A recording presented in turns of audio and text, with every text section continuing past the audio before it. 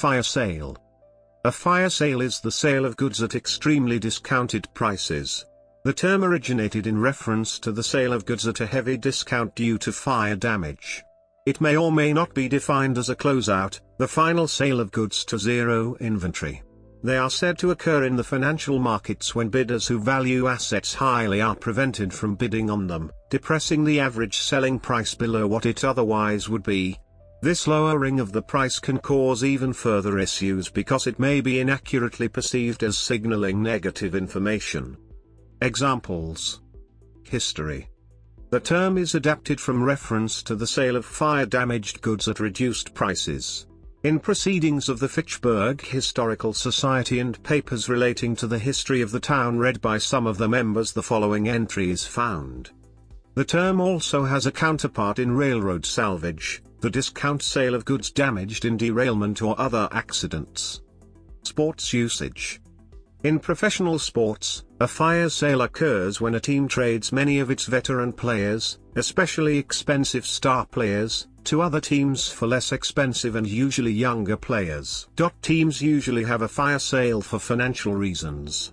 The term is generally thought of as different from merely rebuilding a team, because during a rebuilding process, teams often obtain players who are already in the major leagues or who are close to being major league ready, while retaining at least some of their key veterans, such as a franchise player, while also getting players from their minor league system. Most rebuilding teams have few veterans remaining to jettison in the first place.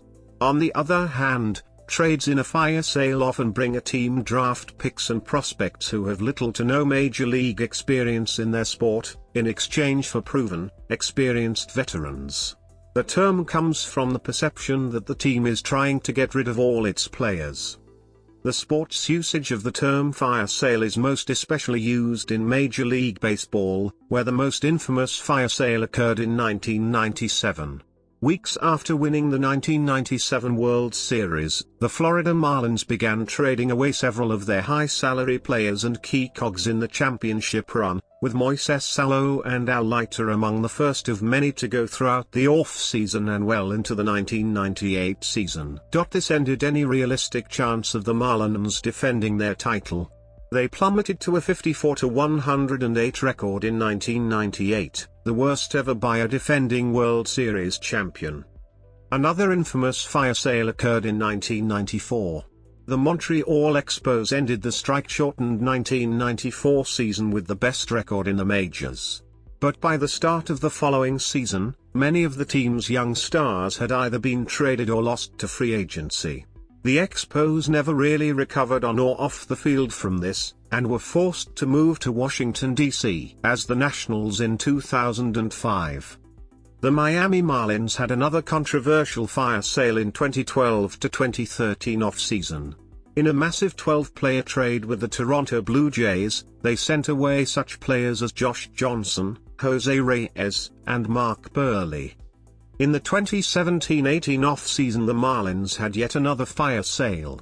After longtime owner Jeffrey Loria sold the team to a group led by former MLB player Derek Jeter and Bruce Sherman, nearly all of the team's star players, notably Giancarlo Stanton, Christian Yelich, and Marcell Ozuna, were traded to different teams across the major leagues. The motive for the team dismantling was primarily to help lessen payroll to pay off the organization's outstanding debt. The team's popularity notably declined in 2018 as a result of the fire sale, with the team's attendance falling to the worst in all of baseball. The Ottawa Senators had a fire sale during the 2018-19 season.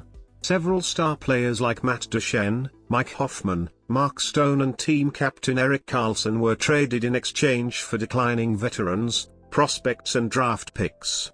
Many perceived the fire sale as Senators management being unwilling to sign his stars to long-term, expensive extensions, as many of them were eligible to become free agents after the season. The Senators would finish dead last in 2018-19, while their former stars found success on other teams, and fan attendance and support dropped significantly due to a lack of goodwill with Senators ownership and the fan base.